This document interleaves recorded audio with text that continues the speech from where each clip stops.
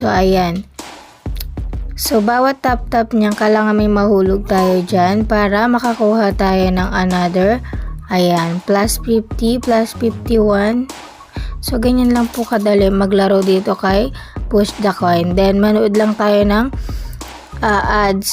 Kung may nakikita kayo sa tabi na shake and wall, yan, pindutin nyo yan para lumiit yung wall. Then, yung shake para maraming malaglag na coins.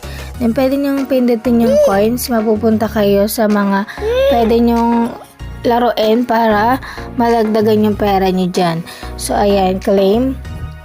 Kung gusto nyo i-claim ng times, manonood kayo ng ads dito. So, may mini, grand, major tayo makukuha dyan. Times 5.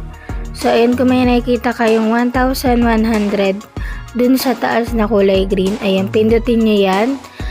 Ayan, manonood kayo ng ads.